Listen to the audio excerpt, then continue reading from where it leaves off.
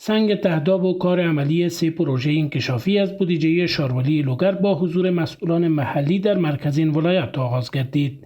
مسئولان شارولی میگویند که این پروژه ها شامل کانکریت ریزی 500 متر سرک، ساخت 15 پلچک و اعمار 3000 متر جویچه کنار سرک در هونی سفلای مربوط مرکز پلعلم می باشد که 13.2 میلیون افغانی هزینه برمی دارد و کار آن در مدت 5 ماه تکمیل می شود. که شاوخوا 3000 متر طول باندې جویچې دي د سړکونو اطرافونو ته او 15 پای پلچکونه دي او 1500 متر په طول باندې په اساسي ډول باندې د سړکونو کانکریټ ریزي او په پاخه او اساسي ډول د سړکونو جوړول دي.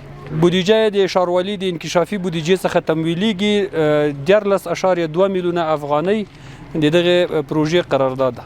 از سوی دیگر باشندگان محل ضمن خرسندی از مسئولان امارت اسلامی در عرصه بازسازی و نوسازی میگویند که با ساخت این سرک ها مشکلاتشان از نگاه گل و لای حل میگردد. مردم با تکلیف بود، شاخه پر میشد او در سرک میرفت، دیگه سرک خراب میشد.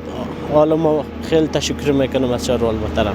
منانی سعی نه دم کور د مخکې د زمای باوري باران بو خاطر بو اوس الحمدلله پختا کوساوس پخیږي. قابل ذکر است که در جریان کار این پروژه ها برای 150 تن زمینه کار موقتی فراهم می شود.